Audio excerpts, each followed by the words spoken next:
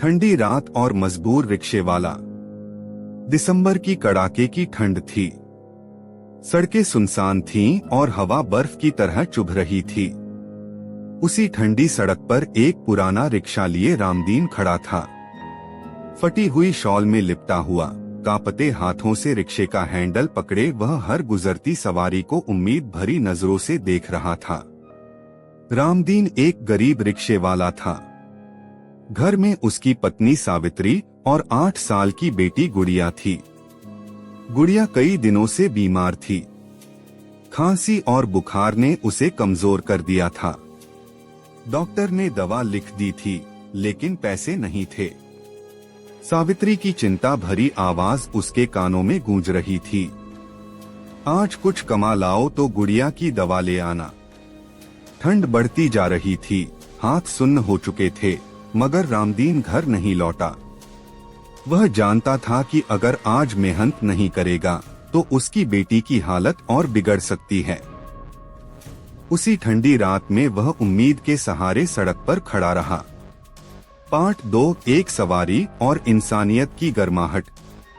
रात गहराती जा रही थी। तभी सामने से एक आदमी आया, महंगे कपड़े, हाथ में मोबाइल और चेहरे पर जल्दबाजी। स्टेशन चलोगे? उसने पूछा। रामदीन ने तुरंत रिक्शा आगे बढ़ाया।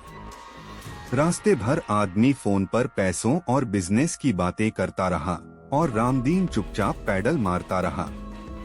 ठंडी हवा उसके चेहरे को चीर रही थी, लेकिन मन में बस बेटी की तस्वीर थी। स्टेशन पहुंचते ही आदमी ने किराए से ज्यादा पैसे थमा दिए। रामदीन चौंक गया। इतना ज्यादा क्यों बाबू? आदमी बोला, ठंड बहुत है और तुम्हारी मेहनत साफ दिखती है। ये शब्द रामदीन के दिल को छू गए। उसकी आंखें नम हो गईं। उसने उस आदमी को धन्यवाद कहा और जल्दी से घर की ओर चल पड़ा। उस रात गुड़िया को दवा मिली। उसकी खांसी कुछ कम हुई।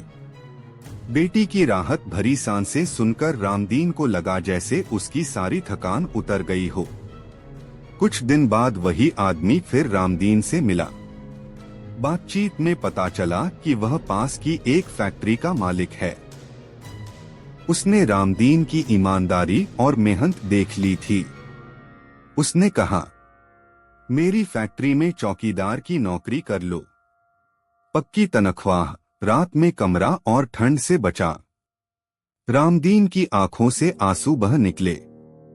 उसने कभी नहीं सोचा था कि एक ठंडी रात उसकी जिंदगी बदल देगी। धीरे धीरे ठंड का मौसम गुजर गया।